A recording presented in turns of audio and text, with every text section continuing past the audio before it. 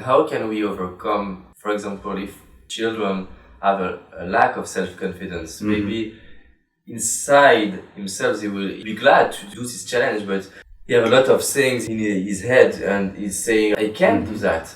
And he does nothing, not because he doesn't believe in himself, but maybe because his own parents don't believe in him. I'll give you an example. I deal with reading a lot, and so when I read with kids, I always start with books that I know that they can read.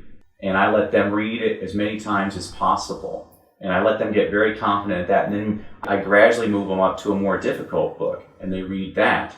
And what they don't know is I'm keeping track of how much time they're spending reading, how many different books they read. And so when they tell me they can't, I can say, look at all you've already done. You've already done all of these different things. Another thing, can I give you a trick? This is a little trick I learned, is if I have a 12-year-old who doesn't feel very confident at what they do, what I do is I ask them to help out a 6-year-old.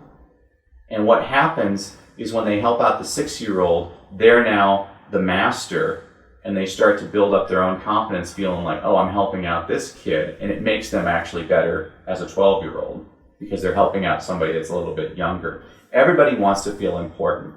And so the mindset is, how do we get everybody to feel important? We get to make sure that they realize the fate of the entire world rests on you right now, David. We need you. The way the schools here work is they go from kindergarten up till 12th grade is when you're 18 years old.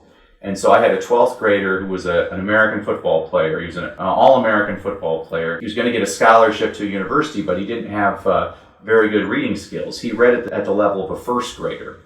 And so the trick I used with him was, the only kinds of books that first graders read are about like bunny rabbits and turtles. Well, when you're 18 years old, you don't want to read books about bunny rabbits or turtles, but that was the level of book that he could read.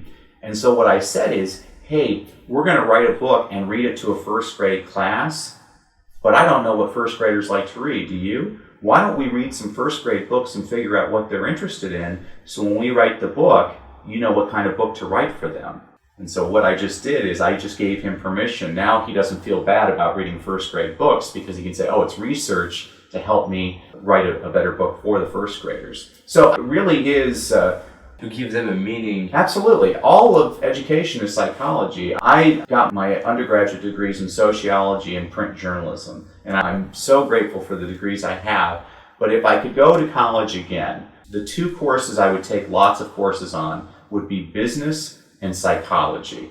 Because I don't care what you do in life, you are going to always be in business no matter what you do, and you're going to need psychology. And psychology is so important. One of the best ways I get kids excited about reading is I'll start off a book and I say, oh, this book says it's for fourth graders.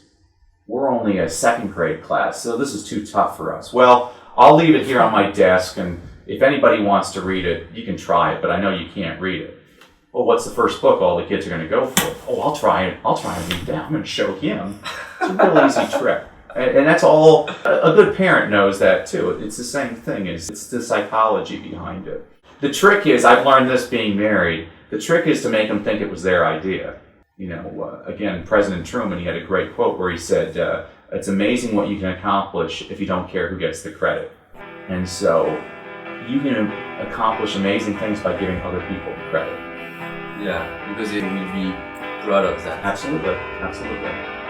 Make them think it was their idea.